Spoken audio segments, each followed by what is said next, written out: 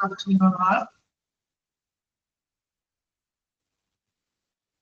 Good afternoon, ma'am.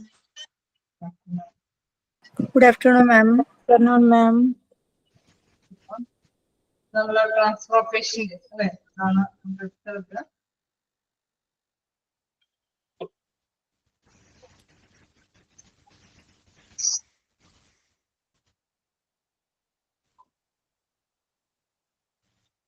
Transfer of പേഷ്യന്റിന്റെ ഒരുപാട് നമ്മൾ cover ചെയ്തു. എന്താണ് പൊതുവെ നമുക്കറിയാം, ഒരു ഹോസ്പിറ്റലിൽ നിന്ന് ഒരു രോഗിയെ അത് ട്രാൻസ്ഫർ ചെയ്യുന്നതുമായി ബന്ധപ്പെട്ട് ഒരുപക്ഷെ ഡോക്ടേഴ്സിനെ ഡിസൈഡ് ചെയ്യാം, രോഗി ഇവിടെ മതിയായ സേവനങ്ങളില്ല, എന്തെങ്കിലും ഫെസിലിറ്റി ഉള്ള ഹോസ്പിറ്റലിലേക്ക് കൊണ്ടുപോകാം. Transfer of patient name transfer of patient.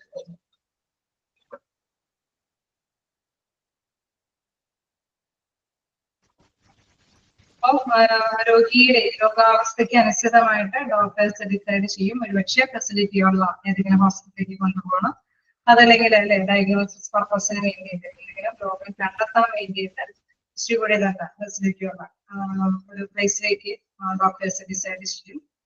പിന്നെ അതേമാതിരി തന്നെ നമുക്കറിയാം, ചിലപ്പോഴെല്ലാം പേഷ്യൻസിന് അതേ ഹോസ്പിറ്റലിൽ തന്നെ നമ്മളുടെ രോഗനിർണയം നിർവഹിച്ച് കഴിയുമ്പോൾ വിവിധ ഡിപ്പാർട്ട്മെന്റിൽ അല്ലെ ഫിസിഷ്യൻ എന്ന അദ്ദേഹത്തിന്റെ കീഴില് നമ്മൾ അപ്പോയിന്റ്മെന്റ് ഒക്കെ എടുത്ത് പേഷ്യന്റ് ശുശ്രൂഷകളൊക്കെ നടന്നുകൊണ്ടിരിക്കാതെയാണ് രോഗത്തിലെ ഇത് കണ്ടെത്തിയിട്ട് ചിലപ്പോൾ ന്യൂറോ അല്ലെങ്കിൽ നെഫ്രോളജി വിഭാഗത്തിലേക്കോ കാർഡിയോളജി വിഭാഗത്തിലേക്കൊക്കെ രോഗിയെ ട്രാൻസ്ഫർ ചെയ്യാം. അതല്ലെങ്കിൽ രോഗി മരുന്നിനോട് പ്രതികരിക്കുന്നില്ല എങ്കിൽ ഡോക്ടേഴ്സ് റിലേറ്റീവ്സിനോടൊക്കെ ഡിസ്കസ് ചെയ്തിട്ട് വീടുകളിലേക്കും ഈ രോഗിയെ പറഞ്ഞു. അങ്ങനെ വ്യത്യസ്ത രീതിയിൽ രോഗിയെ പേഷ്യന്റിനെ ട്രാൻസ്ഫർ ചെയ്യുന്നതുമായി ബന്ധപ്പെട്ട കാര്യങ്ങളാണ് നമ്മൾ ഡിസ്കസ് ചെയ്തത്. അപ്പൊ എവിടെ വരെ നമ്മൾ പറഞ്ഞു നിർത്തി? ട്രാൻസ്ഫർ അതല്ലേ, ട്രാൻസ്ഫർ വിതിൻ ദ ഫെസിലിറ്റിയുടെ പോയിന്റ്സ് കഴിഞ്ഞു. എക്യുപ്മെന്റ്സും അല്ലെ, എക്യുപ്മെന്റ്സും നമ്മൾ കവർ ചെയ്തു അല്ലെ. Key elements. ഓക്കെ, അപ്പൊ നമ്മള് നെക്സ്റ്റ് പുറത്തേക്ക് വേറെ ഹോസ്പിറ്റലിലേക്ക് പറഞ്ഞയക്കുന്നത് ഡിസ്കസ് ചെയ്യും. ഇനി നമുക്ക് നെക്സ്റ്റ് എടുക്കാനുള്ളത് key elements for the transfer of critically ill patient ആണ്. അപ്പൊ നമ്മൾ ഡിസ്കസ് ചെയ്തു എന്താണ് ട്രാൻസ്ഫർ ഓഫ് പേഷ്യന്റിന്റെ ആ ഒരു എന്താണെന്നുള്ള കാര്യം. Transfer to an extended care ഫെസിലിറ്റിയിൽ ഒരു പോയിന്റ് അല്ലേ പറഞ്ഞിട്ടുള്ളൂ? നിങ്ങളോട് ചോദിച്ചത്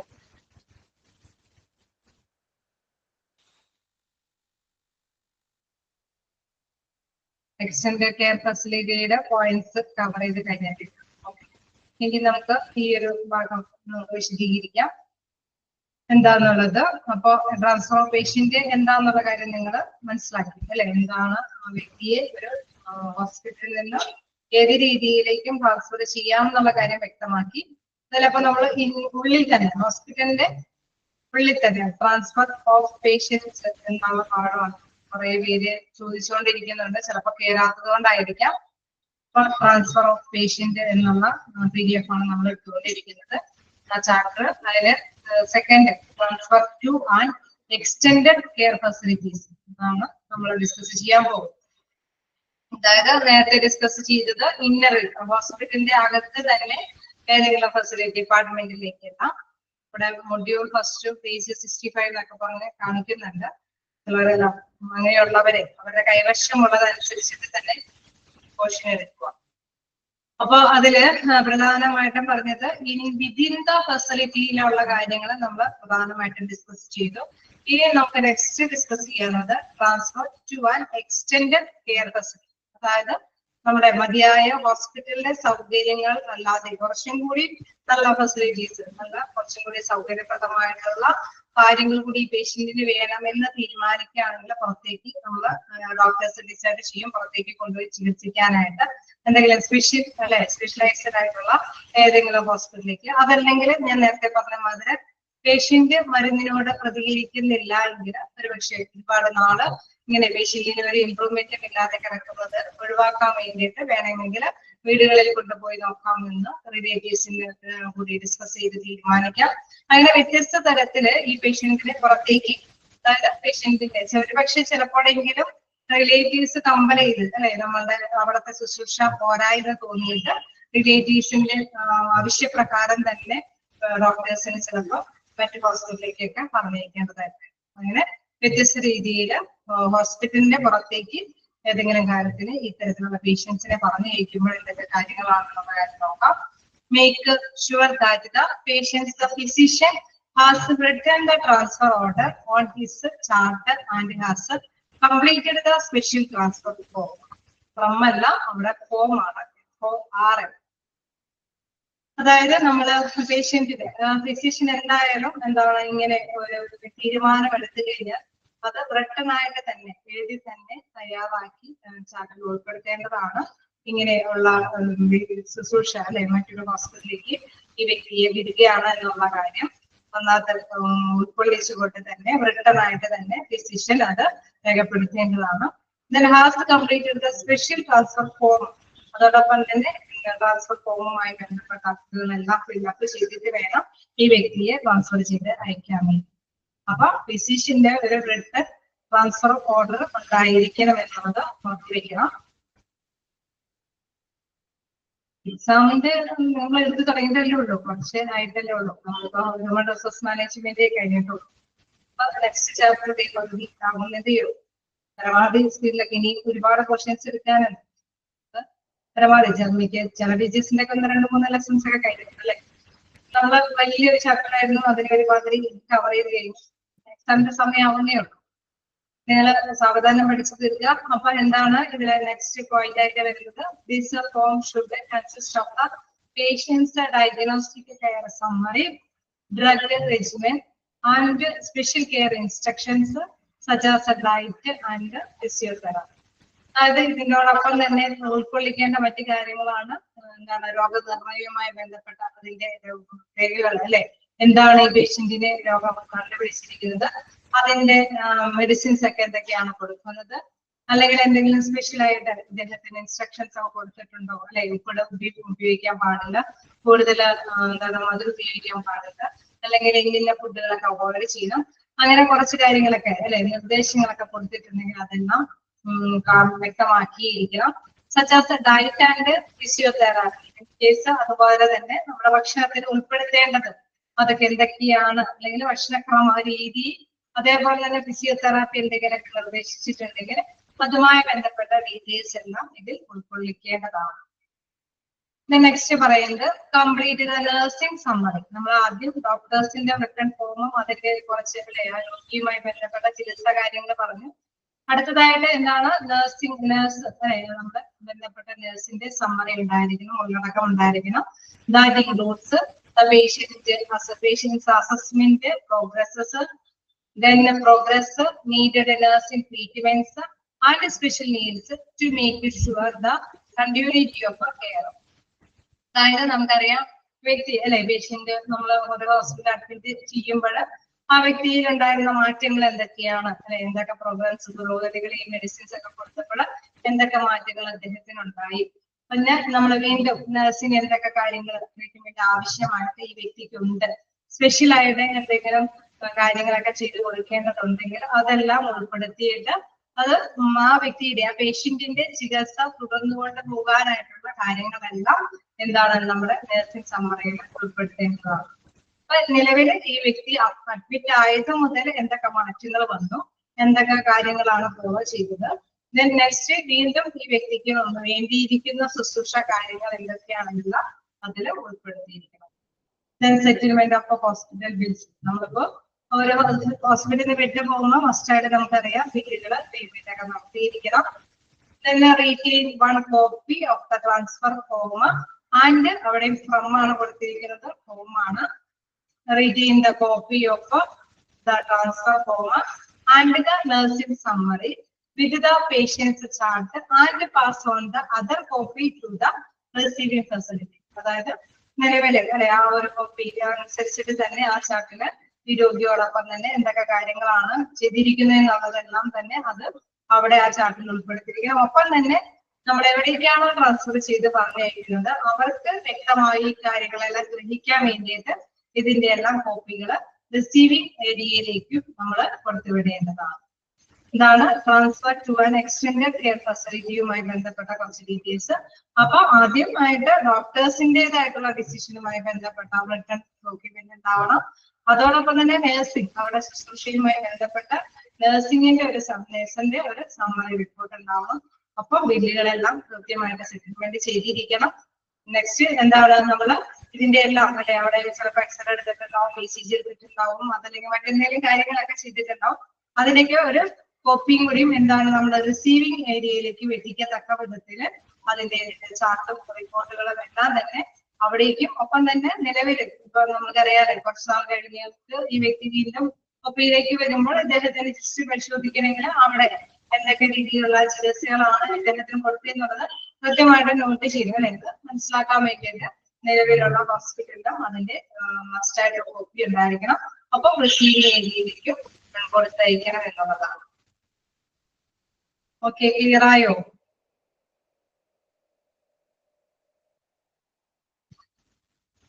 ക്ലിയർ ആണോ? നമുക്ക് നെക്സ്റ്റ് ഇതിലേക്ക് പോകാം. കീ എലമെന്റ്സ് ഓഫ് കണ്ടിന്യൂ ചെയ്യാണ്. Key elements for transfer of critically ill patient.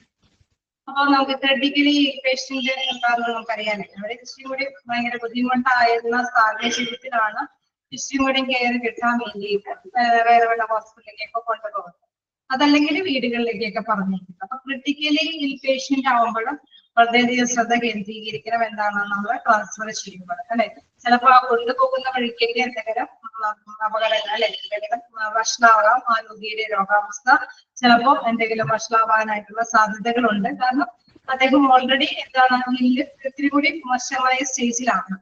അപ്പൊ അത് വളരെ കെയർഫുൾ ആയിട്ട് തന്നെ ഹാൻഡിൽ ചെയ്തിട്ട് വേണം ഈ വ്യക്തിയെ, ഈ പേഷ്യന്റിനെ ട്രാൻസ്ഫർ ചെയ്ത് മറ്റു ഹോസ്പിറ്റലിലേക്കൊക്കെ പറഞ്ഞുവിടാനായിട്ട് നടപടികൾ എടുക്കുക. അപ്പൊ അതില് എന്താണ്, ഫസ്റ്റ് നമ്മൾ ആദ്യം തന്നെ ഇങ്ങനെ പേഷ്യന്റിനെ, ക്രിട്ടിക്കലി ഉള്ള പേഷ്യന്റിനെ പറഞ്ഞു അല്ലെ, അങ്ങനെ ഒരു ഹോസ്പിറ്റലിലേക്ക് കൊണ്ടുപോകണോ വേണ്ടയോ എന്ന് ആദ്യം തന്നെ ഒരു ഡിസ്കഷന്റെ അടിസ്ഥാനത്തില് അല്ലെ, കമ്മ്യൂണിക്കേഷന്റെ ഒക്കെ അടിസ്ഥാനത്തില്, ആശയവിനിമയത്തിന്റെ അടിസ്ഥാനത്തിലൊക്കെ തീരുമാനം എടുക്കേണ്ടതുണ്ട്. പിന്നെ അതോടൊപ്പം തന്നെ ഇങ്ങനെ കൊണ്ടുപോകുന്നതിന് മുമ്പ് എന്തൊക്കെ കാര്യങ്ങളൊക്കെ ചെയ്യണം അല്ലെ. ചിലപ്പോൾ വ്യത്യസ്ത രോഗികളാണ്, ചിലർക്ക് ചില എക്യുപ്മെന്റ്സിന്റെ സഹായത്തോടു കൂടിയായിരിക്കും ഇപ്പോ അവരുടെ ജീവൻ നിലനിൽക്കുന്നു പോകുന്നത്. അപ്പൊ അതുമായി ബന്ധപ്പെട്ട കാറ്റഗറി തിരിച്ച് തന്നെ പ്രിക്കോഷൻസ് എല്ലാം മുൻകരുതലെല്ലാം എടുത്തിട്ട് വേണം ട്രാൻസ്ഫർ ചെയ്യാനായിട്ട്. അതോടൊപ്പം തന്നെയാണ് next point mode of transfer. അതായത് നമ്മൾ ഏത് മാർഗമാണ് മറ്റു പ്ലേസിലേക്ക് പറഞ്ഞു വിടുന്നത്. പക്ഷെ ലാൻഡ് മാർഗം അല്ലെങ്കിൽ നമ്മൾ ഗ്രൗണ്ട് ട്രാൻസ്പോർട്ട് ആവാം, അതല്ലെങ്കിൽ നമുക്ക് എയർ ട്രാൻസ്പോർട്ട് വഴി അല്ലെ, വായുമാർഗം, വിമാനമാർഗമൊക്കെ നമുക്ക് മിക്ക അല്ലെ ഒരുപാട് ഫിനാൻഷ്യലി സൗണ്ട് ഉള്ളവരൊക്കെ രോഗനിർണയത്തിനും മറ്റു കാര്യങ്ങൾക്കൊക്കെ നല്ല ട്രീറ്റ്മെന്റ് ഒക്കെ ലഭിക്കാൻ വേണ്ടിയിട്ടൊക്കെ എയർ ട്രാൻസ്പോർട്ട് ഒക്കെ വഴി എവിടെയാണോ ഫെസിലിറ്റി ഉള്ളത് അവിടേക്ക് തന്നെ പോയി കാര്യങ്ങളെല്ലാം സുഖമായിട്ട് തിരിച്ചു വന്ന് ജീവിതത്തിലേക്ക് പോകാറുണ്ട്. അപ്പൊ അതിനൊക്കെ വേണ്ടിയിട്ട് നല്ല ആദ്യം തന്നെ എന്താണ്, ഒരു ആശയവിനിമയത്തിന്റെ അടിസ്ഥാനത്തിൽ തീരുമാനമെടുക്കണം. വീണ്ടും ഈ വ്യക്തിക്ക് ആവശ്യമായ പ്രിപ്പറേഷൻസ് എടുക്കണം പോകുന്നതിന് മുമ്പായിട്ടുള്ളത്. പിന്നെ ഏത് മാർഗമാണ് ഈ വ്യക്തി പോകേണ്ടതെന്ന് തീരുമാനിക്കേണ്ടതുണ്ട്. അതോടൊപ്പം തന്നെ ഈ പേഷ്യന്റിനോടൊപ്പം ആരൊക്കെ അക്കമ്പനി ചെയ്തവരെ കൂടെ കൊണ്ടുപോകേണ്ടതുണ്ട്. ചിലപ്പോഴൊക്കെ നമ്മൾ കണ്ടിട്ടുണ്ടാവും ഡോക്ടേഴ്സും നഴ്സുമാരുടെയൊക്കെ സാന്നിധ്യത്തിലാണ് ട്രാൻസ്ഫർ ചെയ്യുക പേഷ്യൻസിനൊക്കെ. അപ്പൊ അതുമായി ബന്ധപ്പെട്ട് അതോടൊപ്പം തന്നെ ഏതൊക്കെ എക്യുപ്മെന്റ്സോട് കൂടിയിട്ട് ചിലപ്പോൾ അവരുടെ ശ്വാസം നിലനിർത്താൻ വേണ്ടിയിട്ട് അതല്ലെങ്കിൽ എന്തെങ്കിലും മോണിറ്ററിങ് ECG കാര്യങ്ങളൊക്കെ മോണിറ്റർ ചെയ്ത് കാണിച്ച് അതിനോടനുബന്ധിച്ച് തന്നെ കൊണ്ടുപോകുന്ന പേഷ്യൻസ് ഒക്കെ ഉണ്ടാവും. അപ്പൊ അത്തരം എക്യുപ്മെന്റ്സോടും അല്ലെങ്കിൽ മെഡിസിനോടും കൂടിയിട്ടൊക്കെ വ്യക്തിയെ ട്രാൻസ്ഫർ ചെയ്യാറുണ്ട്. അപ്പൊ അത്തരം കാര്യങ്ങളാണ് പ്രധാനമായിട്ട് ക്രിട്ടിക്കലി ഇൽ പേഷ്യന്റിന്റെ ട്രാൻസ്ഫറുമായി ബന്ധപ്പെട്ട് വരുന്നത്. ഇനി പോയിന്റ് 1 by 1 ആയിട്ട് നമുക്ക് നോക്കാം എന്താണെന്നുള്ളത്. അതില് ഫസ്റ്റ് എന്ന് പറയുന്നത് എന്താണ്, decision to transfer and communication. First point ആയിട്ട് വരുന്നത് decision to transfer and communication. അതിലെ ഡിസിഷൻ ടു ട്രാൻസ്ഫർ ആൻഡ് കമ്മ്യൂണിക്കേഷനിൽ പറയുന്നത് decision to shift the patient is important vulnerability of exposure of the patient and the staff to extra risk and extra expense for the relatives and the hospital. അതായത് നമുക്കറിയാം, നമുക്ക് ഒരു പേഷ്യന്റിന് അഡ്മിഷനൊക്കെ വരുമ്പോൾ അവിടുത്തെ അല്ലെ കുറച്ച് നാൾ കിടക്കുമ്പോൾ സാധാരണയായിട്ട് അവിടെയുള്ള നഴ്സുമാരൊക്കെ ആയിട്ട് നല്ലൊരു ബന്ധം സ്ഥാപിച്ചിട്ടുണ്ടാവും അല്ലെ, നല്ലൊരു സ്പെഷ്യൽ ബന്ധം, ഒരു റിലേഷൻ എടുക്കുന്നുണ്ട്. പറഞ്ഞ മാതൃക ഹോസ്പിറ്റലില് നല്ല ഒരു സാധാരണ രീതിയിലൂടെ തന്നെ പൊരുത്തപ്പെട്ടു പോകുന്ന രോഗികളും ബന്ധുക്കളും ഒക്കെ ഉണ്ടാവും. അപ്പൊ അങ്ങനെയുള്ളപ്പോൾ അവരുടെ ആ സമ്പർക്കത്തിൽ തന്നെ ഈ രോഗിയുടെ ഈ ദുർബലാവസ്ഥ, അതാണ് വൾനറബിലിറ്റി എന്ന് പറയുന്നത്. ആ ദുർബലാവസ്ഥയ്ക്ക് അവരുടെ സമ്പർക്കം കൊണ്ട് ഇവർക്കൊരു തീരുമാനങ്ങൾ എത്തിക്കേണ്ടതുണ്ട്. ഓക്കെ, അപ്പൊ നഴ്സുമാർ ചിലപ്പോൾ പറയും നിങ്ങൾക്ക് ഇവിടുത്തെ ട്രീറ്റ്മെന്റ് വേണ്ടെന്നുണ്ട്, അല്ലെ അതായത് രോഗിയുടെ ഇംപ്രൂവ്മെന്റ്സ് ഒന്നും വരുന്നില്ലല്ലോ, അപ്പൊ നിങ്ങൾ വേണമെങ്കിൽ ഡോക്ടേഴ്സിനോട് പറഞ്ഞിട്ട് മറ്റൊരു ഹോസ്പിറ്റലിൽ ഇച്ചിരി സ്പെഷ്യലൈസ്ഡ് ആയിട്ടുള്ള ഹോസ്പിറ്റലിലേക്ക് നിങ്ങൾക്ക് കൊണ്ടുപോകാനായിട്ടുള്ള ഒരു സാധ്യതയുണ്ട്. നിങ്ങൾക്ക് വേണമെങ്കിൽ ഡോക്ടറിനോടൊക്കെ ഡിസ്കസ് ചെയ്യാം. അങ്ങനെ ഒരു ആശയവിനിമയം, അല്ലെ, നല്ലൊരു communication. The decision to shift the patient is important. Vulnerability of exposure of the patient and the staff to extra risk and extra expense for the relatives and the hospital. അതായത് നമുക്കറിയാം ഇങ്ങനെ അല്ലെ, നമ്മൾ പേഷ്യന്റിനെ മറ്റൊരു പ്ലേസിലേക്ക് ഇത്തിരി കൂടി അഡ്വാൻസ് ടെക്നോളജിക്കുള്ള ഹോസ്പിറ്റലിലേക്ക് കൊണ്ടുപോകുമ്പോൾ ഒത്തിരി റിസ്കുകളും അതോടൊപ്പം തന്നെ എക്സ്പെൻസ് ഒക്കെ ഉള്ള കാര്യമാണെന്ന് അറിയാം. അത് താങ്ങാൻ പറ്റുന്നത് ആളുകൾ പേഷ്യൻസ് ഒക്കെയാണ് എങ്കിൽ സാധാരണയായിട്ട് ഇവര് കമ്മ്യൂണിക്കേഷൻ നടത്തും. നിങ്ങൾക്ക് വേണമെങ്കിൽ അല്ലെ പേഷ്യൻസിന്റെ ആ ഒരു റിലേഷന്റെ ബേസിൽ തന്നെ അവര് ഒരു ആശയവിനിമയം നടത്തും. വേണമെങ്കിൽ ആ റിസ്ക് ചിലപ്പോൾ പക്ഷേ നമ്മൾ ഇത്രയും ബുദ്ധിമുട്ട് സഹിക്കുന്നതിനേക്കാൾ അപ്പുറം നമുക്ക് പെട്ടെന്ന് തന്നെ രോഗം. വൾനറബിലിറ്റി എന്ന് പറയുന്നത് ദുർബലത എന്നുള്ളതാണ്. അതായത് നമ്മുടെ ദുർബലാവസ്ഥ, പേഷ്യന്റിന്റെ ആ ഒരു കണ്ടീഷൻ വ്യക്തമാവാത്ത ഒരവസ്ഥയുണ്ട്. അപ്പൊ ആ ഒരു അവസ്ഥ എങ്ങനെ കൈകാര്യം ചെയ്യണമെന്ന് കമ്മ്യൂണിക്കേഷന്റെ ബേസിൽ ഉണ്ടാവാം എന്നുള്ളത്. Then the decision to transfer the patient is decided by a senior consultant level doctor by way of a discussion with the patient's relatives about the benefits and the risk involved. ഒരുപക്ഷെ നഴ്സുമാരും ഡോക്ടേഴ്സിന്റെ ഇടയിൽ സംസാരിക്കുമ്പോൾ അല്ലെ, സമ്പർക്കം വരുത്തി സംസാരിക്കുമ്പോൾ doctors ചിലപ്പോൾ എന്താണ് പേഷ്യൻസിനോട് റിലേറ്റീവ്സിനോട് പറയും ഇന്ന ബെനിഫിറ്റ്സ് ഉണ്ട്, ഇന്ന പ്ലേസിലേക്ക് കൊണ്ടുപോയാൽ നിങ്ങൾക്ക് ഇത്തരം ടെക്നോളജി ഉപയോഗിച്ചിട്ട് ഈ രോഗം എളുപ്പം ഭേദമാക്കാനൊക്കെ സാധിക്കും. ഇന്ന എക്സ്പെൻസ് ഒക്കെയാണ് വരുന്നത്. അതല്ലെങ്കിൽ ഇങ്ങനെ കൊണ്ടുപോയിട്ട് വലിയ പ്രത്യേകിച്ച് കാര്യങ്ങളൊന്നും ഇല്ലാങ്കിലും ആ ഒരു രീതിയിൽ ഒരു ആശയവിനിമയത്തിന്റെ പേരില് നമുക്കൊരു തീരുമാനം എടുക്കേണ്ടതുണ്ട്. The decision to transfer the patient is decided by a senior consultant doctor. അതെ, നമ്മൾ സാധാരണയായിട്ട് തീരുമാനമെടുക്കുന്നത് ആരാണ്? നമ്മൾ ജൂനിയർ ഡോക്ടേഴ്സ് വെച്ചിട്ടാണ്, അല്ല അല്ലെങ്കിൽ നഴ്സുമാരെ വെച്ചിട്ടല്ല. സീനിയർ ഡോക്ടറിന്റെ അഭിപ്രായങ്ങൾ കൃത്യമായിട്ട് ആരാഞ്ഞിട്ടൊക്കെയാണ് തീരുമാനങ്ങൾ എടുക്കുന്നത്. അങ്ങനെ അവരുടെ ഡിസ്കഷനില് പേഷ്യൻസിന്റെ റിലേറ്റീവ്സിന് മനസ്സിലാകും എന്താണ് ഇതിന്റെ ഈ ഒരു ട്രാൻസ്ഫറുമായി ബന്ധപ്പെട്ട റിസ്കുകൾ എന്തൊക്കെയാണ്, അതിന്റെ നേട്ടങ്ങൾ എന്തൊക്കെയാണ്. ചിലപ്പോൾ നമുക്കറിയാം ഫിനാൻഷ്യലി ചിലപ്പോൾ ഒരുപാട് റിസ്ക് ഉണ്ടെങ്കിലും അതുമായി ബന്ധപ്പെട്ട് ചില നേട്ടങ്ങൾ ഉണ്ടാകാൻ സാധ്യതയുണ്ടെങ്കിൽ അതെല്ലാം കൃത്യമായിട്ട് തന്നെ ഡോക്ടേഴ്സ്, സീനിയർ ഡോക്ടേഴ്സ് കൃത്യമായിട്ട് തന്നെ റിലേറ്റീവ്സിനെ അറിയിക്കും. Then the next എന്താണ്? A written and informed consent of the patient's relatives along with the result to transfer is compulsory before the transfer. നമ്മളിപ്പോ ഒരു തീരുമാനം എടുത്താൽ തന്നെയും എന്താണ് മസ്റ്റായിട്ട് ഈ റിലേറ്റീവ്സിന്റെ ഒരു സമ്മതപത്രം മേടിക്കണം, അല്ലെ? നമ്മൾ വെറുതെ ഡോക്ടേഴ്സിന് വെറുതെ ഒന്നും പറഞ്ഞിരിക്കാനായിട്ട് സാധിക്കില്ല. കാരണം അത് ക്രിട്ടിക്കലി ഇൽ പേഷ്യന്റ് ആണ്. എന്തെങ്കിലും സംതിങ് റോങ് സംഭവിച്ചു കഴിഞ്ഞാൽ അതിന്റെ പേരിൽ എന്തെങ്കിലും ലീഗൽ ആക്ഷൻ വന്നു കഴിഞ്ഞാൽ ഉത്തരവാദിത്തം ഇവര് പറയേണ്ടതായിരിക്കും. അതുകൊണ്ട് തന്നെ മസ്റ്റായിട്ടും എന്താണ് കമ്പൽസറി ആയിട്ട് തന്നെ ഇതിന്റെ കൺസേൺഡ് ഫോം, അത് സമ്മതപത്രം പേഷ്യൻസിന്റെ റിലേറ്റീവ്സിൽ നിന്നും ഇവര് മേടിക്കേണ്ടതാണ്. Informed consent of the patient's relatives, അവരെ അറിയിച്ചിരിക്കുന്ന ഒരു റിട്ടേൺ ആയിട്ടുള്ള കൺസേൺഡ് ഫോം ഫില്ല് ചെയ്ത് അവരിൽ നിന്ന് മേടിക്കേണ്ടതാണ്. ഡയറക്റ്റ് അതില് എല്ലാം ഉൾപ്പെടുത്തിയിട്ടുണ്ടാവും, അല്ലെ? ഇത് റീസൺ ടു ദ ട്രാൻസ്ഫർ, എന്താണ് റീസൺ, ഇത് കാരണത്താലാണ് ഇങ്ങനെ ട്രാൻസ്ഫർ ചെയ്യുന്നത്, കമ്പൽസറി ആയിട്ട് എന്തുകൊണ്ടാണ് പറഞ്ഞിരിക്കുന്നതെന്നുള്ള കാര്യങ്ങൾ അത് ഉൾപ്പെടുത്തിയിട്ടുണ്ടാവും. നെക്സ്റ്റ് ലാസ്റ്റ് എന്താ പറയുന്നത്? Direct communication between the shifting and receiving facility should be by sharing complete information on the patient's clinical condition, treatment being given, reasons for the transfer, method of the transfer, and the timeline of the transfer in a written document. അവരുടെ document എല്ലാം നമ്മൾക്കറിയാം ഏത് ഭാഗത്തേക്കാണ് നമ്മളെ വ്യക്തിയെ പറഞ്ഞിരിക്കുന്നത്.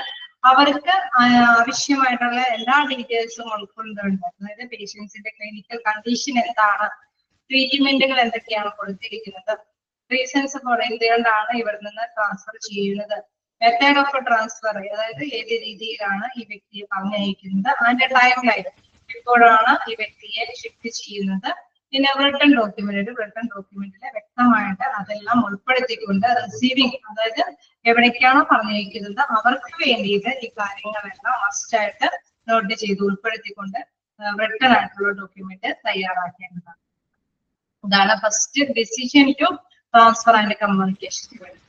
അതായത് തീരുമാനമെടുക്കുക, ഡിസിഷന്റെ അഭിപ്രായങ്ങൾ കൃത്യമായിട്ട് മനസ്സിലാക്കി കൊടുക്കുക, അതോടൊപ്പം തന്നെ എന്താണ് കൺസെന്റ് പോകണം, രോഗിയുടെ പേഷ്യന്റിന്റെ റിലേറ്റീവ്സിന്റെ സമ്മതപത്രം അത് സ്വീകാര്യമാക്കിയിരിക്കുക, അതായത് കൃത്യമായിട്ട് തന്നെ അതില് എവിടെയൊക്കെ സൈൻ ചെയ്യേണ്ടത്, എവിടെയൊക്കെ സൈൻ ചെയ്ത് എന്തൊക്കെ റീസൺസ് ആണെന്നത് ബോധ്യപ്പെടുത്തിക്കൊണ്ടുള്ള ആ ഒരു കൺഫർമേഷൻ, അതായത് ഇൻഫോർമേഷൻ ഒക്കെയാണെന്നുള്ളത് കൺസെന്റ് ചെയ്തുകൊണ്ടുള്ള ഒരു സമ്മതപത്രം തയ്യാറാക്കി വെക്കുക.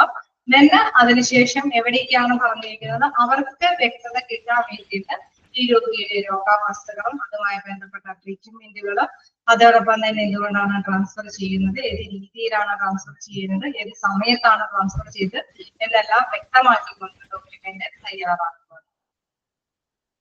നെക്സ്റ്റ് ഇതെന്ന് പറയുന്നത് എന്താണ്, pre transfer stabilisation and preparation. ഓക്കെയാണോ നിങ്ങൾ ഫസ്റ്റ് ക്ലിയർ ആയിട്ട്?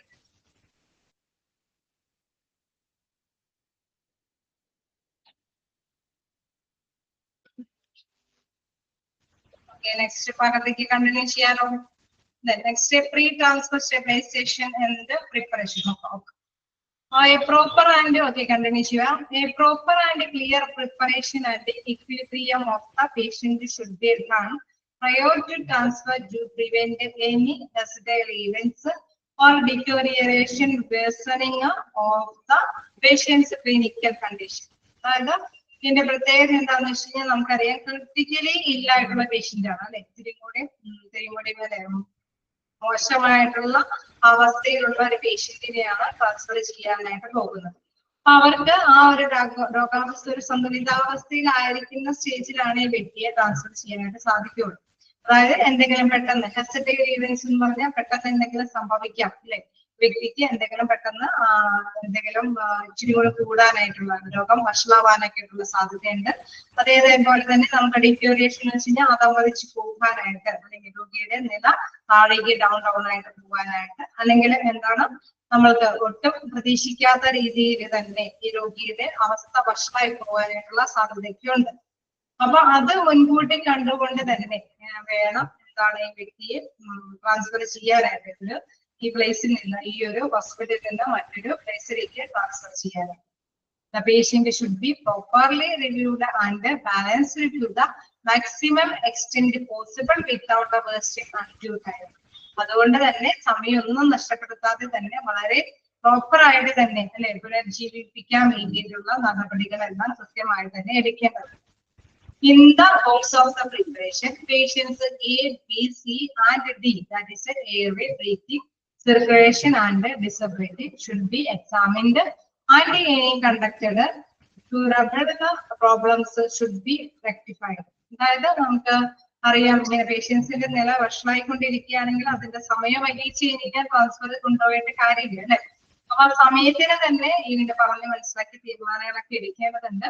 അതുപോലെ തന്നെ ഒരു കാര്യം മസ്റ്റാണ്, ഈ വ്യക്തിക്ക് ആരോഗ്യ നില അനുസരിച്ചിട്ട് വ്യക്തിക്ക് വ്യത്യസ്ത രീതിയിലുള്ള കാര്യങ്ങളായിരിക്കും. A, B, C, D category നിങ്ങൾക്ക് നോക്കാം. അതായത് എയർവേ എന്നാണ് A കാറ്റഗറിയിലുള്ള പേഷ്യൻസ്, ബ്രീത്തിങ് ആണ് B കാറ്റഗറിയിലുള്ളത്, സർക്കുലേഷൻ ആണ് C കാറ്റഗറിയിലുള്ളത്, ഡിസബിലിറ്റി ഓർ ന്യൂറോളജിക്കൽ സ്റ്റാറ്റസ് ആണ് അല്ലെ D കാറ്റഗറിയിലുള്ള പേഷ്യൻസ്. ഇങ്ങനെ സെപ്പറേറ്റ് രീതിയിൽ ഈ പേഷ്യൻസിനെ തിരിക്കാം. അതായത് ചിലർക്ക് എന്താണ് നമ്മള് ഹോസ്പിറ്റലിൽ ഇങ്ങനെ ട്രീറ്റ്മെന്റ് ചെയ്യുന്നതോടൊപ്പം തന്നെ ബ്രീത്തിങ് പ്രോബ്ലംസ് ഒക്കെ ആയിട്ട് അവർ അതിന്റെ ട്യൂബും കാര്യങ്ങളൊക്കെ വെച്ചിട്ടായിരിക്കും അവര് നിലനിന്ന് പോകുന്നത്. അതേമാതിരി തന്നെ ചിലർക്ക് എന്താണ് നമ്മൾക്ക് ഫുഡ് എല്ലാം കൊടുക്കുന്നത് എന്താണ് ട്യൂബിലൂടെയൊക്കെ ആയിരിക്കും.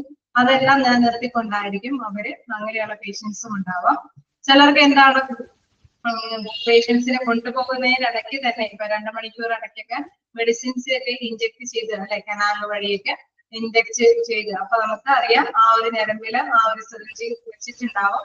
അതനുസരിച്ച് ഒരു 2 മണിക്കൂർ വഴി ഇടയ്ക്കിടയ്ക്ക് അവര് മെഡിസിൻസ് കൊടുത്തിട്ടാണ് ആ രോഗിയുടെ രോഗാവസ്ഥ ഇപ്പൊ തരണം ചെയ്ത് പോകുന്നത്. അപ്പൊ അങ്ങനെയുള്ള രോഗികൾ ഉണ്ടാവും. അപ്പൊ അങ്ങനെയുള്ള രോഗികളുടെ സർക്കുലേഷൻ കാറ്റഗറിയിലുള്ളതാണ്.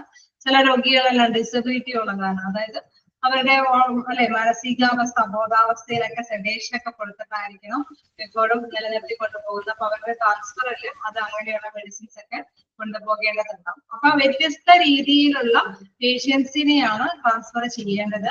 അതിന്റെ ബേസിൽ ഈ രോഗികളെ ABCD എന്ന കാറ്റഗറി ബേസ് ചെയ്ത് തരംതിരിച്ചിട്ടായിരിക്കണം പ്രിക്വേഷൻസ് ഒക്കെ എടുക്കേണ്ടത് എന്നുള്ളതാണ്. അപ്പൊ അത് എന്താണെന്ന് താഴേക്ക് വിവരിക്കുന്നുണ്ട്. അപ്പൊ ഫസ്റ്റ് ഇൻട്രൊഡക്ഷൻ നിങ്ങൾ മനസ്സിലാക്കി വെക്കുക. എന്താണ് proper and clear preparation and equilibrium of the patients should be done prior to transfer, preventing any hostile events or deterioration worsening of the patient's clinical conditions. അതായത് രോഗമൊന്നും വരാതിരിക്കാൻ വേണ്ടിയിട്ട്, പെട്ടെന്നൊന്നും മുതിച്ചു പോവാതിരിക്കാൻ വേണ്ടിയിട്ട് വേഴ്സണിംഗ് എന്ന് പറയുമ്പോൾ എന്താണ് കൂടുതൽ വഷളാവുക, ഇച്ചിരി രോഗാവസ്ഥ വഷളായി പോകുന്നു എന്ന് പറയുന്നത് എന്ന് വെച്ചാൽ അതിന്റെ ഏറ്റവും ഹയർ സ്റ്റേജിലേക്ക് എത്തിപ്പോകുക. അപ്പൊ അങ്ങനെയൊന്നും ആവാതിരിക്കാൻ വേണ്ടിയിട്ട് ശ്രദ്ധ കേന്ദ്രീകരിക്കേണ്ടതുണ്ട്. പിന്നെ അതിന് വേണ്ടിയിട്ട് തന്നെ ഇവരെ ആ കൃത്യമായിട്ട് സമയത്ത് തന്നെ ട്രാൻസ്ഫർ ചെയ്യണം. അവരെ കാറ്റഗറി ബേസ് ചെയ്തിട്ട് ഓരോ രോഗാവസ്ഥയിലുള്ള വ്യക്തികൾക്ക് അനുസൃതമായിട്ടുള്ള രീതിയിലായിരിക്കണം ട്രാൻസ്ഫർ ചെയ്യുന്നത്. ഇങ്ങനെ കാറ്റഗറി ചെയ്യുമ്പോൾ എന്തൊക്കെ നടപടികൾ സ്വീകരിക്കണം എന്നുള്ളത് നമ്മൾ ഓരോ പോയിന്റ് വഴി ആയിട്ട് പഠിക്കുന്നുണ്ട്. അപ്പൊ എന്താണ് അത് ശരിക്കും ഇങ്ങനെ ചെയ്യുന്നത് എന്തിനാണ്? രോഗികളെ and any connected curable problems should be rectified.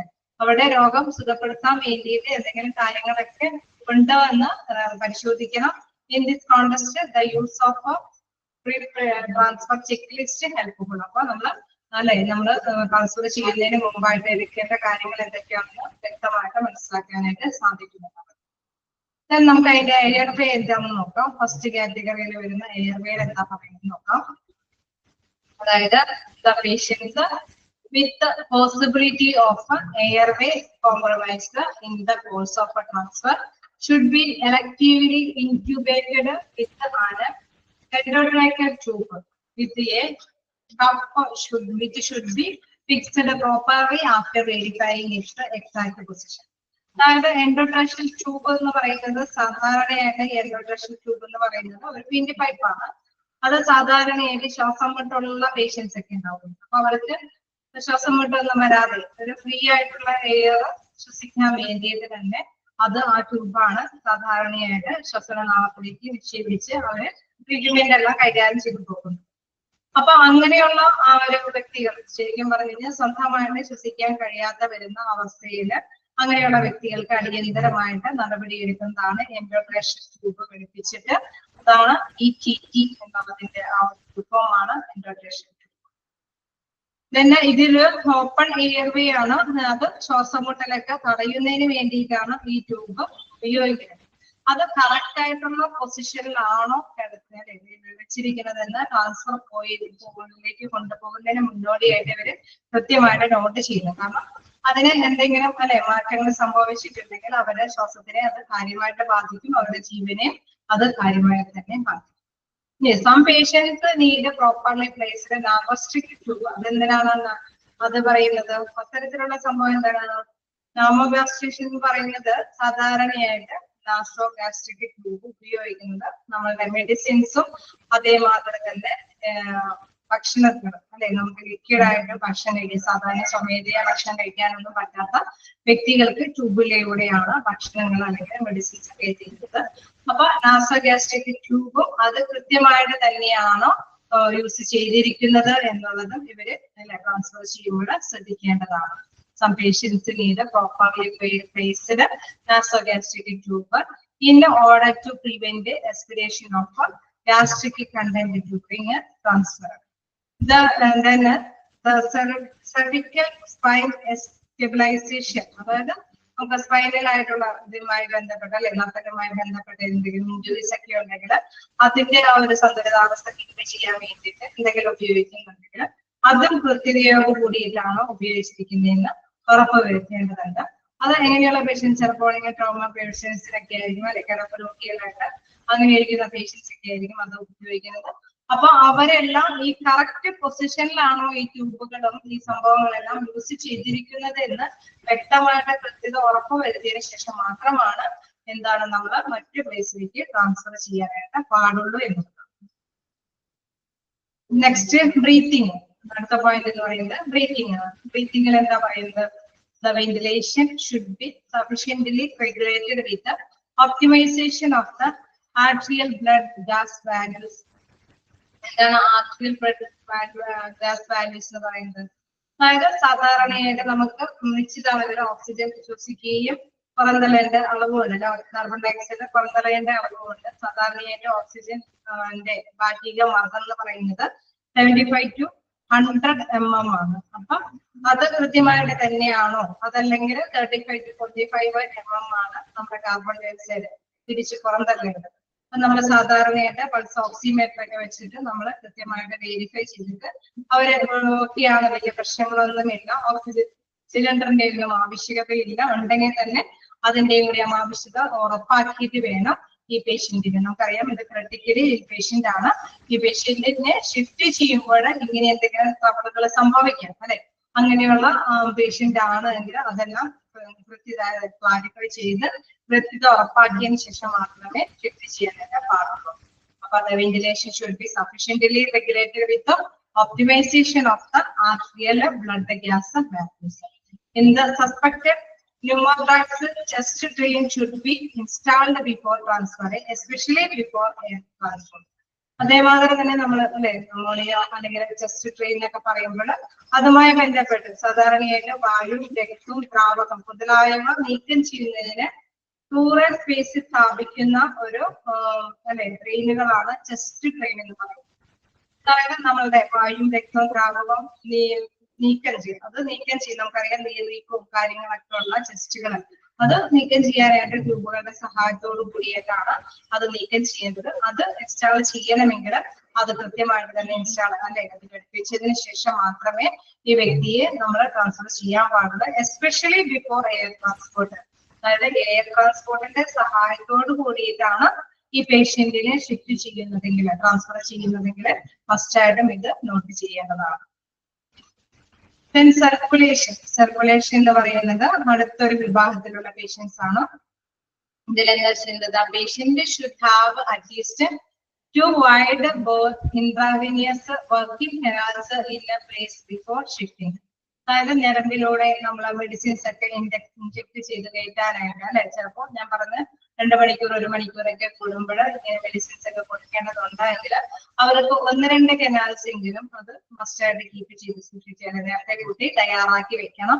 കാരണം എന്തുകൊണ്ട് എക്സ്റ്റേണൽ ഹെമറേജ് ഈസിലി എന്തെങ്കിലും അല്ലെ ബ്ലഡ് കൂടുതൽ എന്തായാലും ഫ്ലോ കൂടുകയോ എന്തെങ്കിലുമൊക്കെ സംഭവിക്കുകയാണെങ്കിൽ നമുക്ക് അതിലൂടെ നമുക്ക് ഈ മെഡിസിൻസ് ഇൻജെക്ട് ചെയ്ത് കയറ്റാനായിട്ട് സാധിക്കുകയില്ല.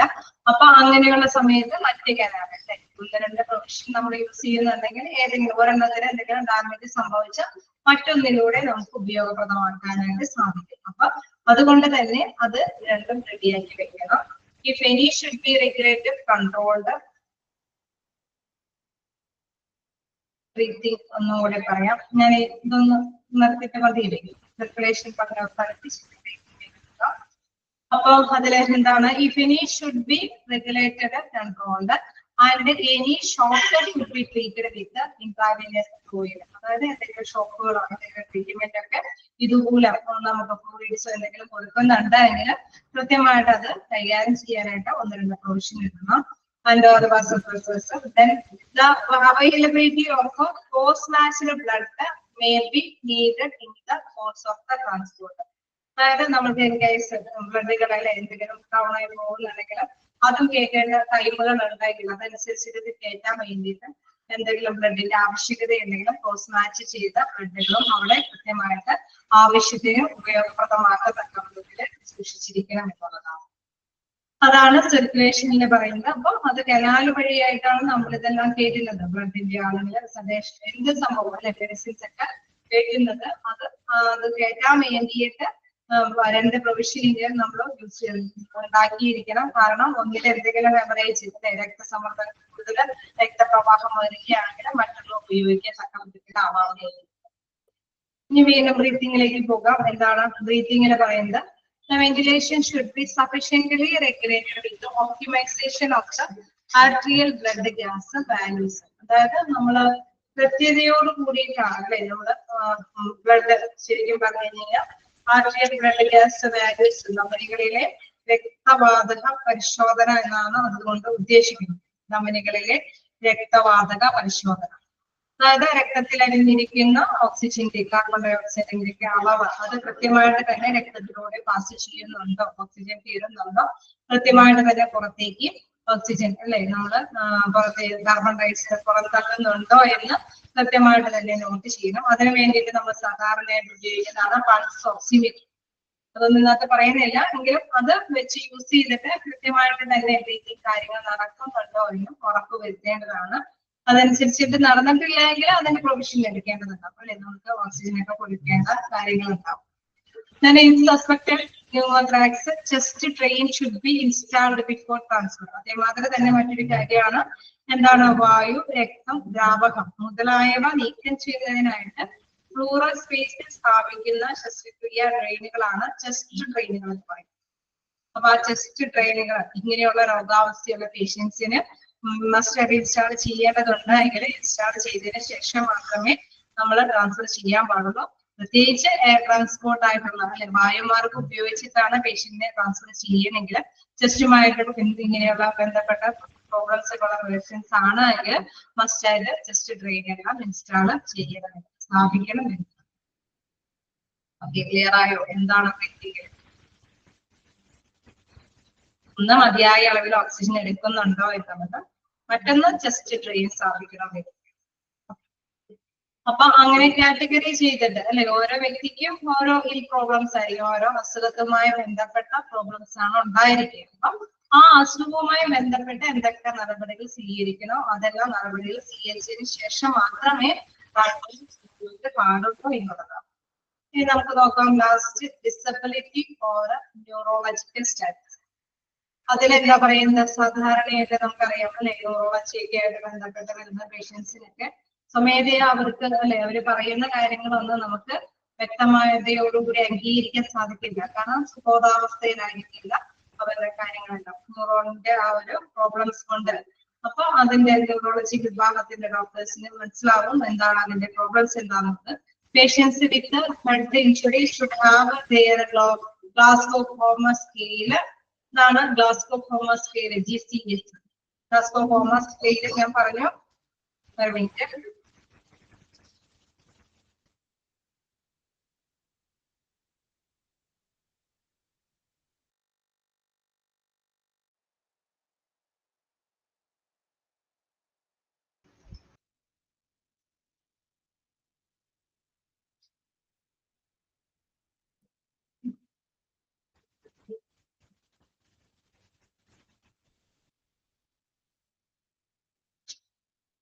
ഗ്ലാസ്കോ കോമ സ്കെയിൽ എന്ന് പറഞ്ഞു.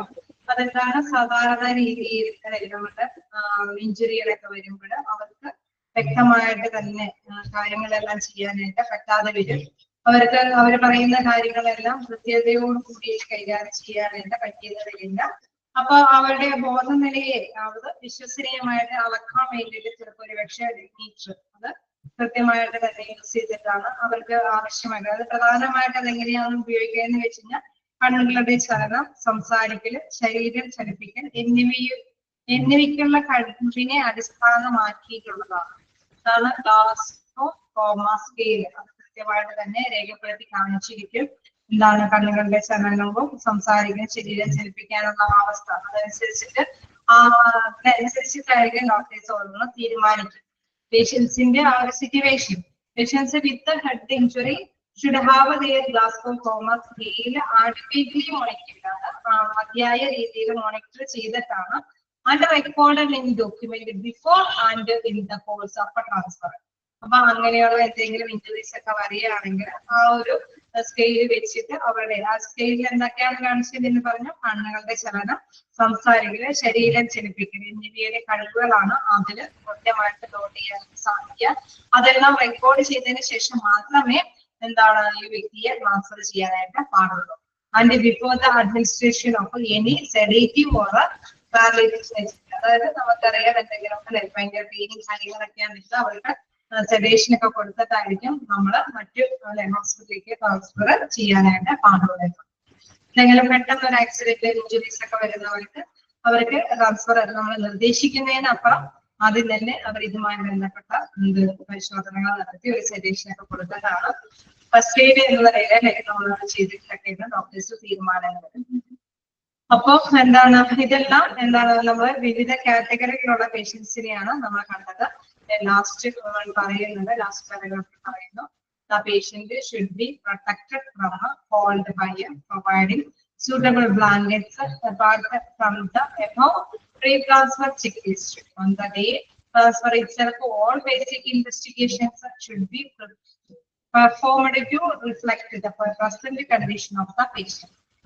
അതായത് നമ്മൾക്ക് എപ്പോഴും അറിയാതെ നമ്മൾ സാധാരണയായിട്ട് പേഷ്യൻസിനെ നമ്മൾ ട്രാൻസ്ഫർ ചെയ്യുമ്പോൾ അവർക്ക് കുറച്ചും കൂടി തണുപ്പ് അനുഭവപ്പെടുന്നുണ്ടെങ്കിൽ അതിനനുസരിച്ച് സൂട്ടബിൾ ആയിട്ടുള്ള ബ്ലാങ്കറ്റും പ്രൊവൈഡ് ചെയ്യണം.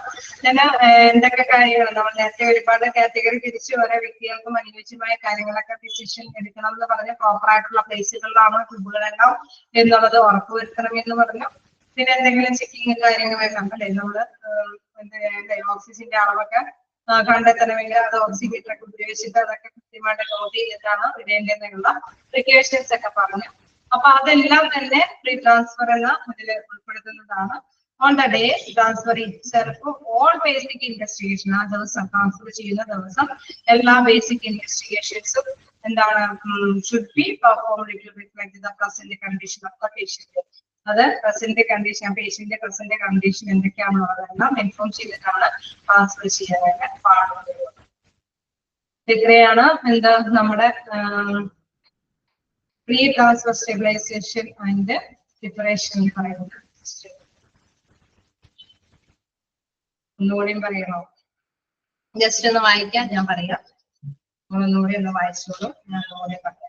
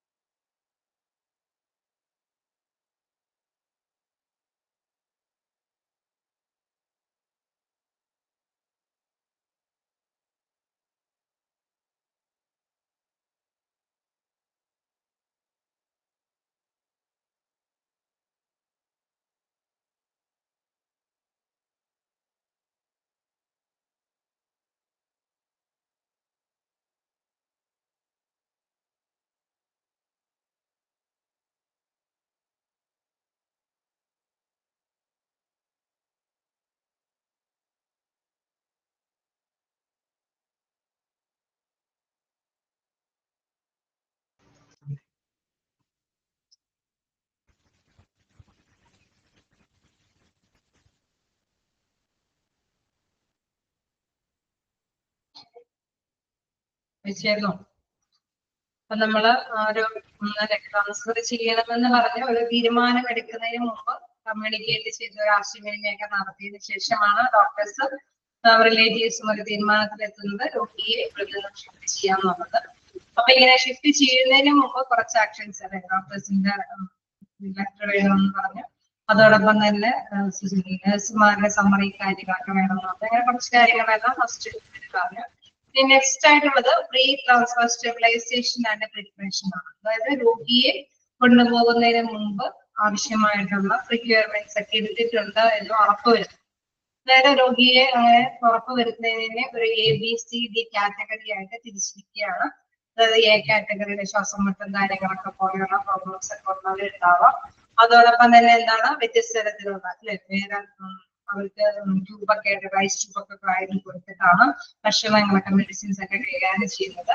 അങ്ങനെ വരുന്ന വ്യക്തികൾക്ക് അവരുടെ ട്യൂബുകൾ, അതായത് എൻഡോട്രാഷിയ ട്യൂബ് ETT, ആ ട്യൂബും അതേമാതിരി തന്നെ എന്താണ് നമ്മള് ഇവിടെ പറയുന്നുണ്ട് നാസോഗാസ്ട്രിക് ട്യൂബും എൻഡോട്രാഷിയ ട്യൂബും നാസോഗാസ്ട്രിക് ട്യൂബും ഒക്കെ കൃത്യമായിട്ട് തന്നെയാണോ കൊടുത്തിരിക്കുന്നത്. നമുക്കറിയാത്ത ശ്വസന നാളത്തിലേക്കാണ് അത് കടത്തി വരേണ്ടത്. അപ്പൊ അത് സ്ഥിതിയോട് കൂടിയിട്ടല്ല കൊടുത്തേക്കുന്നെങ്കിൽ അവർക്ക് അല്ലെ ചുമയൊക്കെ വന്ന് ശ്വാസം മുട്ടൊക്കെ വന്ന് പെട്ടെന്ന് തന്നെ രോഗിയുടെ ആരോഗ്യം നല്ല വഷളായി പോകാനായിട്ടുള്ള സാധ്യതയില്ല. അപ്പൊ അത് കൃത്യമായിട്ടാണോ കൊടുത്തിരിക്കുന്നത്. ചില പേഷ്യൻസിന് മസ്റ്റായിട്ട് വേണ്ടി വരും, പക്ഷെ അവരുടെ മെഡിസിൻസ് ഭക്ഷണക്രമം നടത്തിക്കൊണ്ട് പോകുന്നതിന് മസ്റ്റായിട്ട് വേണ്ടി വരും, അല്ലെങ്കിൽ ശ്വാസം എടുക്കുന്നതിനൊക്കെ പുറത്തുവരുന്നതിനൊക്കെ മസ്റ്റായിട്ടൊക്കെ ആവശ്യമായിട്ട്. അപ്പൊ ആ ട്യൂബുകള് കൃത്യതയോട് കൂടിയിട്ടാണോ കൈകാര്യം ചെയ്യുന്നതെന്ന് ഉറപ്പുവരുത്തിയത്. ഞാൻ അതോടൊപ്പം തന്നെ അല്ലെ സുഷുമ്ന നാഡിയുമായി ബന്ധപ്പെട്ട എന്തെങ്കിലും പ്രിക്കോഷൻസ് ഒക്കെ എടുത്തിട്ടുണ്ടെങ്കിൽ അതും കൃത്യതയോടുകൂടിയാണ് കൈകാര്യം ചെയ്തിരിക്കുകയെന്ന് ഉറപ്പുവരുത്തുന്നത്. ഇനി മറ്റൊരു പേഷ്യന്റിന്റെ വിഭാഗം എന്ന് പറയുന്നത് എന്താണ്, ബ്രീത്തിങ്. ബ്രീത്തിങ്ങിൽ നമ്മൾ പറഞ്ഞു മതിയായ അളവിലെ ഓക്സിജനൊക്കെ അല്ലെ അവർ വലിയ കുഴപ്പമില്ലാതൊക്കെ ശ്വാസമൊക്കെ എടുക്കുന്നുണ്ടാവും, പക്ഷെ ചില സമയങ്ങളിൽ ഇവര് തിക്കുമുട്ട് കാണിക്കുന്നുണ്ട്. അതായത് അവർക്ക് എന്തോ അപ്പൊ നമുക്ക് അറിയാൻ പറ്റില്ല അല്ലെ, ഡോക്ടേഴ്സിന് അവർക്ക് അറിയാം ഇവര് സാധാരണ രീതിയിൽ ശ്വാസം എടുക്കുന്നുണ്ടെങ്കിലും മതിയായ അളവിൽ അവർ ഓക്സിജൻ എടുക്കുന്നില്ല. അതായത് ശരീരത്തിലേക്ക് ആവശ്യമായ അത്ര അളവിൽ ഓക്സിജൻ എടുക്കുന്നില്ല. അതെങ്ങനെ അവരെ വെരിഫൈ ചെയ്തിരിക്കുന്നവരെ ഓക്സിമീറ്റർ ഒക്കെ ഉപയോഗിച്ചിട്ടാണ് അവർ അതിന്റെ കൗണ്ട് കൃത്യതയോടുകൂടി കണക്കാക്കുന്നത്. അതാണ് പറയുന്നത് ആർട്ടിയൽ ബ്ലഡ് ഗ്യാസ് വാല്യൂസ്. അതായത് ആ വാതകം ഓക്സിജൻ എടുക്കുന്നതും കാർബൺ ഡയോക്സൈഡ് പുറന്തള്ളുന്നതുമായിട്ടുള്ള അതിന്റെ ആ അളവ് കൃത്യമായിട്ട് തന്നെയാണോ എന്ന് ഒപ്റ്റിമൈസേഷൻ അത് നല്ല രീതിയിൽ തന്നെയാണ് നിലനിർത്തുന്നുണ്ടോ എന്ന് ഉറപ്പുവരുത്തണം. അതിനനുസരിച്ചിട്ട് എന്തെങ്കിലും ഇല്ല എങ്കിൽ അതിനനുസരിച്ചുള്ള ആക്ഷൻസ് എടുത്തതിന് ശേഷം മാത്രമേ ഷിഫ്റ്റ് ചെയ്യാനായിട്ട് പാടുള്ളൂ. ഇപ്പൊ നമുക്കറിയാം ചില ആംബുലൻസിൽ ഓക്സിജൻ സിലിണ്ടർ ഉൾപ്പാടി തന്നെയാണ് പേഷ്യൻസിനെ ഷിഫ്റ്റ് ചെയ്യുന്നത്. അപ്പൊ അത് അത്തരത്തിലുള്ള ഒരു അല്ലെ ഓക്സിജൻ മതിയായ അളവിൽ എടുക്കാത്തത് കൊണ്ടാണ്.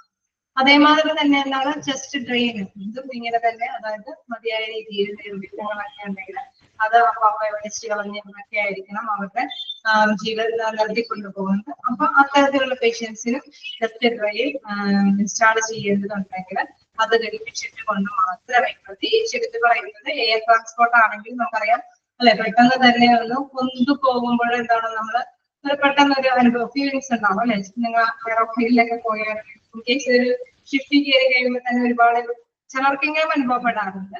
അത് എന്തുകൊണ്ടാണ്, അത് അങ്ങനെയുള്ള പേഷ്യൻസിന് എന്താണ് ഇച്ചിരി ഡേഞ്ചറസ് ആയിട്ടുള്ള പേഷ്യൻസിന് അത് പെട്ടെന്ന് അങ്ങനെയുള്ളവർക്ക് മസ്റ്റായിട്ട് എന്താണ് ചെസ്റ്റ് ട്രെയിനൊക്കെ മസ്റ്റായിട്ട് ഇൻസ്റ്റാൾ ചെയ്തതിനു ശേഷം മാത്രമേ ട്രാൻസ്ഫർ ചെയ്യാനായിട്ട് പാടുള്ളൂ. ഇനി മറ്റു കാറ്റഗറിയിലുള്ള പേഷ്യൻസ് എന്ന് പറയുന്നത് സർക്കുലേഷൻ ആണ്. അതായത് അവർക്ക് ഇടയ്ക്കിടയ്ക്ക് ഈ മെഡിസിൻസ് അവരെ കൊണ്ട് വലിയ പ്രശ്നങ്ങളൊന്നുമില്ല, പക്ഷെ അവർക്ക് ഇടയ്ക്കിടയ്ക്ക് മെഡിസിൻസ് ഒക്കെ കൊടുക്കണമെങ്കിൽ വായിൽ കൂടെയും ഇതിൽ ആയിരിക്കില്ല, അത് എന്താണ് ഞരമ്പിലൂടെയാണ് കൊടുക്കുന്നത്. അങ്ങനെ ഞരമ്പിലൂടെ കൊടുക്കാൻ വേണ്ടിയിട്ട് എന്താണ് വർക്കിംഗ് കനാൽസ് മസ്റ്റായിട്ട് 1-2 എണ്ണമെങ്കിലും പ്രൊവിഷൻ ചെയ്തിട്ടുണ്ടായിരിക്കും. കാരണം എന്തുകൊണ്ടാ, എന്തെങ്കിലും രക്തസ്രാവം കൂടുതലല്ലേ ഒരെണ്ണത്തില് ചിലപ്പോൾ ഒരു പക്ഷെ എന്തെങ്കിലും രക്തസ്രാവം ഹെമറേജ് ഒക്കെ സംഭവിച്ചു കഴിഞ്ഞാൽ അത് ഇഷ്യൂ ഒന്നും ഉണ്ടാവരുത്.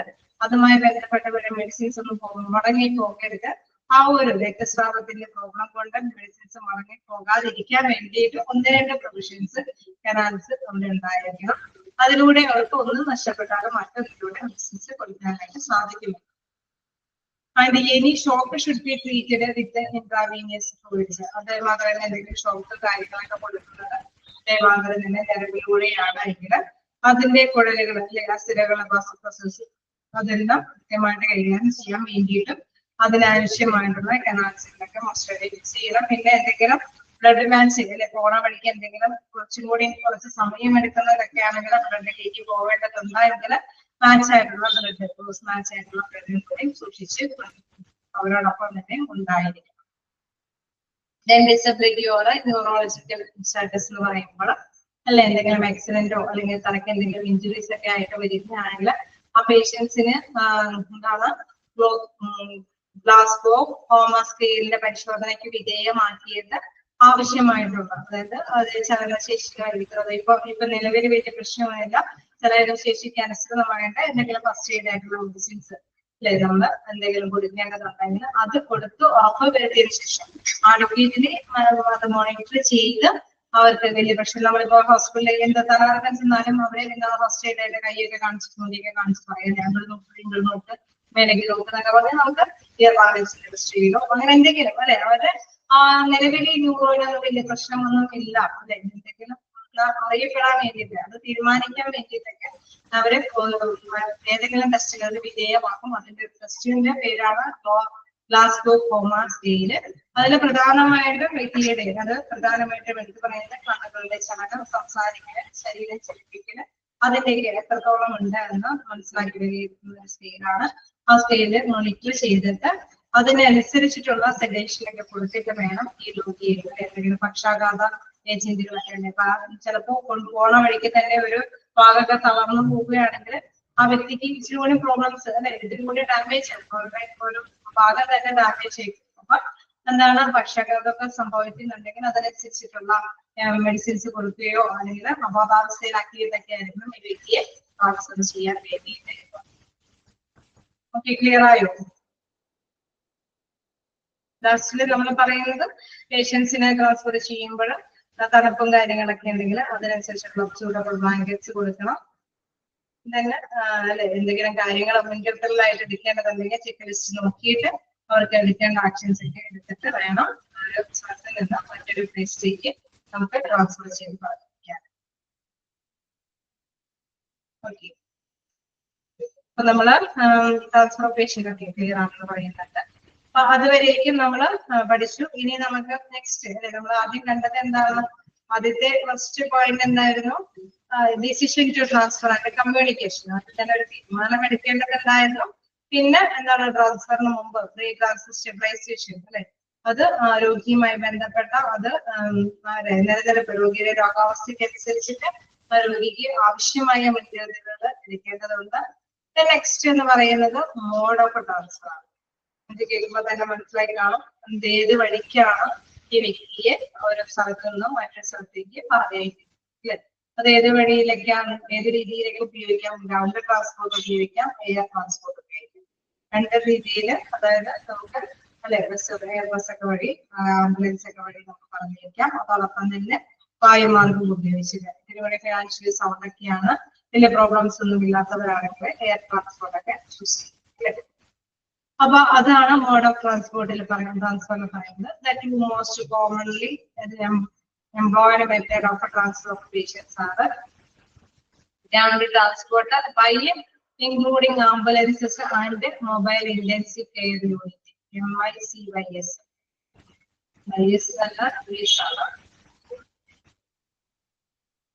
MICYS okay. Mobile intensive care units and air transport including helicopter or aeroplane ambulance. അതായത് വ്യത്യസ്ത രീതിയിൽ നമുക്ക് ട്രാൻസ്പോർട്ട് ഒരു വ്യക്തിയെ മറ്റൊരു സ്ഥലത്തേക്ക് കൊണ്ടുപോകാം. സാധാരണയായിട്ട് കോമൺ ആയിട്ട് ഉപയോഗിക്കുന്നത് ആംബുലൻസ് വഴിയാണ് അല്ലെ. ക്രിട്ടിക്കലി പേഷ്യന്റ് ആയിട്ടുള്ള വ്യക്തികളെ ആംബുലൻസിലേക്ക് കൊണ്ടുപോകും. അതിന്റെ മൊബൈൽ ഇന്റൻസീവ് കെയറോട് കൂടി അതായത് ആംബുലൻസിലെ എല്ലാ തരത്തിലുള്ള കെയർ ഫെസിലിറ്റി അനവധി സൗകര്യങ്ങളും അനുവദിച്ചു കൊണ്ടുകൊണ്ട് ട്രാൻസ്പോർട്ട് നടത്തും. ഒപ്പം തന്നെ എയർ ട്രാൻസ്പോർട്ട് വായുമാർഗം ഉപയോഗിച്ചിട്ട് ഹെലികോപ്റ്റർ വഴിയോ എയറോപ്ലെയിൻ വഴിയോ ഒക്കെ നമ്മൾ ഒരു പ്ലേസിൽ നിന്നോ മറ്റൊരു പ്ലേസിലേക്ക് ട്രീറ്റ്മെന്റിനായിട്ട് പേഷ്യന്റിനെ ട്രാൻസ്ഫർ ചെയ്യുമെന്നുള്ളതാണ്. അതിലെ ഫസ്റ്റ് വൺ പറയുന്നത് ഗ്രൗണ്ട് ട്രാൻസ്പോർട്ട്. എന്താണ്? Different types of ambulances are used in this mode of transfer of patients. അതായത് ഇതിൽ നമുക്ക് ഒരു പ്രധാനമായിട്ടും മനസ്സിലാക്കേണ്ടത് ഒരു തരത്തിലുള്ള ആംബുലൻസ് സർവീസ് അല്ല. നമ്മളിപ്പോ എപ്പോഴും ആംബുലൻസുകളൊക്കെ പോകുമ്പോൾ നമ്മുടെ കൺസെപ്റ്റ് മാറ്റുക. എന്താണ്? പലതരത്തിലുള്ള ആംബുലൻസ് സർവീസുകളുണ്ട്. അതിലെ ഫസ്റ്റ് വൺ പറയുന്നത് basic life support ambulance, then advanced life support ambulance, then MIC. അതായത് എന്താണ് നമ്മുടെ നേരത്തെ പറഞ്ഞ ആംബുലൻസിലെ മൊബൈൽ ഇന്റൻസീവ് കെയർ യൂണിറ്റ്. അങ്ങനെ 3 തരത്തിലുള്ള ബേസിക് ലൈഫ് സപ്പോർട്ട് ആംബുലൻസ്, മൂന്ന് തരത്തിലുള്ള ആംബുലൻസ് സർവീസുകളുണ്ട്. ഫസ്റ്റ് വൺ പറയുന്നത് ബേസിക് ലൈഫ് സപ്പോർട്ട് ആംബുലൻസ്. അതായത് ബേസിക് ലൈഫ് സപ്പോർട്ട് ആംബുലൻസ് പറയുന്നത് ഈ ആംബുലൻസ് ആണ് conditioned with adequate staff and monitoring devices to shift patients without the life-threatening conditions, and this can only provide basic life support service.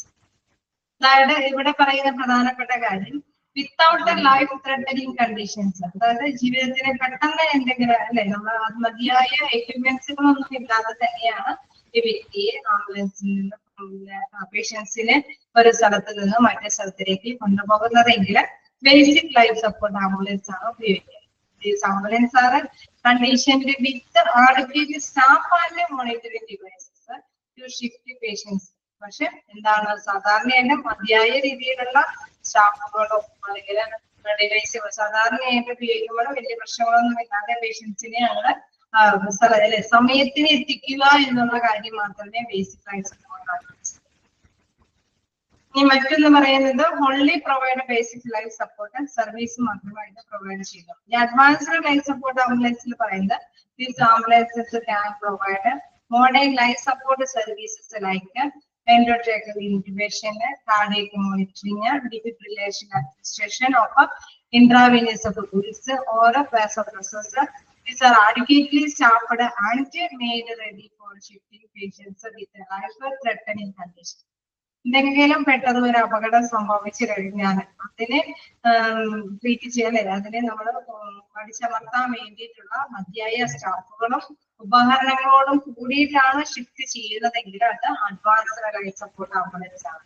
അതിൽ വരുന്ന മറ്റു കാര്യങ്ങൾ എന്ന് പറയുന്നത് മോഡേൺ ലൈഫ് സപ്പോർട്ട് സർവീസുകൾ പ്രൊവൈഡ് ചെയ്യുന്നുണ്ട്. നമ്മൾ നേരത്തെ പറഞ്ഞു ഇൻക്യുബേഷൻസ് കൊടുക്കുന്നുണ്ട് അല്ലെ. ശ്വാസം കൊടുത്ത കുറവാണെങ്കിൽ അതിന് പ്രോബ്ലംസ് ഒന്നും വരുത്താത്ത വിധത്തിലുള്ള ട്യൂബിന്റെ ഫെസിലിറ്റി അനുവദിക്കുന്നുണ്ട്. കാർഡിയക് മോണിറ്ററിങ് നമുക്കറിയാം ECG പോലെ അല്ലെ, അതൊക്കെ കൃത്യമായിട്ട് തന്നെ മോണിറ്റർ ചെയ്ത് പൾസും കാര്യങ്ങളെല്ലാം കൃത്യമായിട്ട് തന്നെ രേഖപ്പെടുത്തി പോകുന്നുണ്ടാവാം. ഡിഫിബ്രിലേഷന് അഡ്മിനിസ്ട്രേഷന് എന്തെങ്കിലും ഡിഫിബ്രിലേഷൻ എന്ന് പറയുമ്പോൾ എന്താണ്, പെട്ടെന്ന് തന്നെ നമുക്ക് ശ്വാസം നിലച്ചു പോകുകയാണെന്ന് തോന്നുമ്പോൾ ഫസ്റ്റ് എയ്ഡ് എന്ന നിലയിൽ ആ മെഷീൻ കൊണ്ടുവന്ന് നമ്മുടെ ഒരു ചെറിയൊരു നിങ്ങൾ കണ്ടിട്ടുണ്ടോന്ന് അറിയില്ല, നമ്മുടെ അയൺ ബോക്സിന്റെ മോഡലിലാണ് അതിരിക്കുക. 2 പിടിയുണ്ട്. ആ പിടി കൊണ്ടുവന്ന് ജസ്റ്റ് അതൊരു സാധാരണയായിട്ട് ഇലക്ട്രിക് പവറാണ്. ആ പവർ ഉപയോഗിച്ചിട്ട് നമ്മളെ ജസ്റ്റ് ഒന്ന് രോഗിയെ വെച്ചിരിക്കുന്ന പുഷ് ചെയ്യുമ്പോൾ ആ ഒരു പുഷ് ചെയ്യുന്ന ആ മാത്രയിൽ തന്നെ ഇവർക്ക് ജർഗ് ചെയ്ത് അല്ലെ പെട്ടെന്ന് തന്നെ അവരുടെ ശ്വാസം വീണ്ടെടുക്കാനായിട്ട് ശ്രമിക്കും.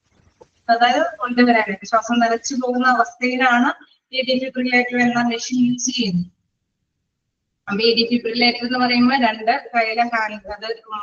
കയ്യിലെടുത്തിട്ടാണ് ആ രോഗിയുടെ നെഞ്ചത്തേക്ക് പ്രസ് ചെയ്യുന്നത്. ആ പ്രസ് ചെയ്യുന്ന ആ മൊമെന്റിൽ തന്നെ ഈ വ്യക്തിക്ക് ഒരു പെട്ടെന്ന് തന്നെ ശ്വാസം അത് കൊണ്ടുവരാനായിട്ട് അവിടെ നെഞ്ചിരിപ്പ് ഉണ്ടാവാനായിട്ടുള്ള സാധ്യത വരും. അതാണ് ഫസ്റ്റ് എയ്ഡ് എന്നുള്ള രീതിയിൽ അവരെ ജീവൻ നിലച്ചു പോകുമ്പോൾ ആ ഒരു ഡിഫിബ്രിലേറ്റർ മെഷീൻ ഉപയോഗിച്ചുകൊണ്ട് ജീവൻ വീണ്ടും വീണ്ടെടുക്കാനായിട്ടുള്ള സൗകര്യങ്ങളെല്ലാം തന്നെ എന്താണ് അഡ്വാൻസ്ഡ് ലൈഫ് സപ്പോർട്ട് ആംബുലൻസിൽ ഉണ്ടാവും.